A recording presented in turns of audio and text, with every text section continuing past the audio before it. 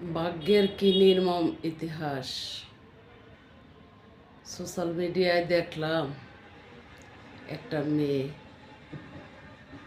পরীক্ষা দিবে। সেই পরীক্ষার দিন সকালবেলা তার মা ভয়ঙ্কর স্ট্রোক করছে, যা ব্রেন স্ট্রোক বলে।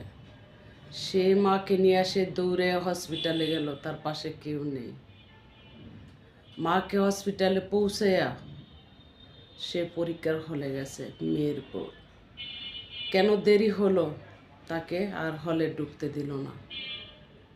বলতে হয় মানবতা কোথায় যেন হারিয়ে গেছে। মানবতার দুর্ভিক্ষ চলছে, দমন করার মানুষ নেই। মানবতাতে ঠেড়া পড়ছে, রাডার তৈরি করার মানুষ নেই ঠেড়া দমন করার। মানবতার মধ্যে আগুন লাগছে, সে পানি নেই যে মানবতার আগুন নিবানোর জন্য। সেই মানবতার ধাক্কায় যারা অরিজিনালি মানবতা নিয়ে আছে তারা পুইরা মরছে, তারা পুইরা জলে পড়ে ছাই হচ্ছে। বলতে হয় মেয়েটার বেলা কিভাবে এমনটা হলো। এতটা তীব্র নিন্দানীয় কাজটা হয়েছে, যেটা যদিও সমাধান না হয় যুগ যুগ ইতিহাস হয়ে থাকবে। খালি কি এই মেয়েটার বেলায় এত বড় একটা আইন তৈরি হয়েছিল, নাকি সারা বাংলার জন্য এমন আইনটাই তৈরি হয়েছে যে একজন মেয়ে পরীক্ষা দিতে যাবে, সেই দিন তার মা অসুস্থ হবে, তার মাকে হসপিটালে পৌঁছে আসে পরীক্ষার হলে যাবে, আর এইভাবে আটক করে দিবে।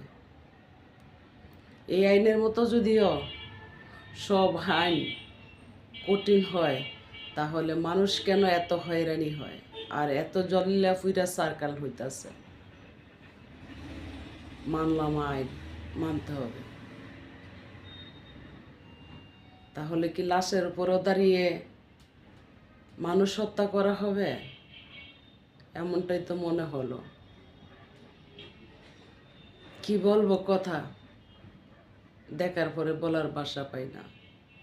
এই মেয়েটার বেলা যে আইনটা তৈরি হলো, এমন আইন যদিও প্রতিটা মুহূর্তে সব কিছুতে হতো, তাহলে তো বাংলাতে এত দুর্ঘটনা ঘটে না, আর তৈরি হইতেছে যেভাবে তৈরি হয় না।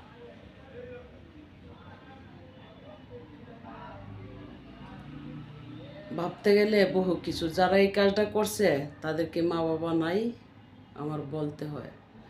তাদেরকে মা বোন নাই, তাদেরকে তারা কি এমন একটা মেয়ের বাবা হবে না, এমন একটা মেয়ের মা হবে না? তো তাদের মায়ের বেলা যদি এমনটা হয়, তাহলে তখন যদিও কেউ এমনটা করে কেমন লাগবে? আসলে কি আমাদের দেশে মানবতার দুর্ভিক্ষ চলছে। মানবতার দুর্ভিক্ষ চলার কারণে তিল তিল করে এই দেশের মানুষ মনে হয় শেষ হয়ে যাবে। যদিও মানুষ চলার পথে দয়া না থাকে, মায়া না থাকে, মানবতা না থাকে, তাহলে কোনো কিছুই থাকবে না, সব শেষ হয়ে যাবে। আজকে শিক্ষা সমাজ ক্ষমতায় তাদের কাছে কতটুকু গ্রহণযোগ্য হচ্ছে, প্রশ্নটা থেকেই যায়। তাদের কাছে কী কইরাই এটা গ্রহণযোগ্য হলো? তারা কি শুধু এই মেয়েটার জন্য আইন তৈরি করছে? মানবতা কবর দিয়া এই আইনটা কার কাছে গ্রহণযোগ্য না। যে এই কাজটা হয়েছে মেয়েটার বেলা, মানবতা কবর দিয়া এই আইনটা গ্রহণযোগ্য না। তো আশা করি, কথা বাড়াইতে চাই না, শিক্ষা সমাজ, ছাত্র সমাজ এই নিয়ে কিছু বলবে। এমনকি এই মেয়েটার সর্বদাই পরীক্ষার ব্যবস্থা করে দিয়ে তার মায়ের পাশে পর্যন্ত দাঁড়াবে। আর কিছু বলতে চাই না। ভালো থাকবেন সকলে। আর যেন কারো বেলায় বাংলার মধ্যে এমন ঘটনা না ঘটে সেই আশাই করি, সেই কামনা করি। তিল তিল করে যেন মানবতা না হারিয়ে যায়, দয়া যেন না হারিয়ে যায়, মায়া যেন না হারিয়ে যায়। এই বিষয়টা ভাবতে গেলে বহু কিছু। একটা মেয়ের পাশে কেউ নেই, মেয়ের মায়ের পাশে কেউ নেই। সে মেয়ে হইয়া মাকে হসপিটালে পৌঁছাইয়া সে পরীক্ষার হলে গেল, তার দেরি হওয়াতে তার ঢুকতে দিল না। এটা কোন মানবতা নিয়ে আইন তৈরি করছে? যে আমি মনে করি মানবতা কবর দিয়া, দয়া কবর দিয়া, মায়া কবর দিয়া এমন আইন কারো কাছে গ্রহণযোগ্য না। হ্যাঁ, আইনকে শ্রদ্ধা করতে হবে, আইনকে মানতে হবে, আইন রুল জারি করলে মানতে হবে।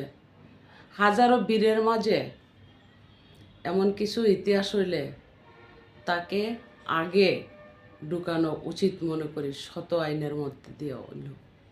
তো ভালো থাকবেন সকলে। খুদা হাফেজ। আসসালামু আলাইকুম।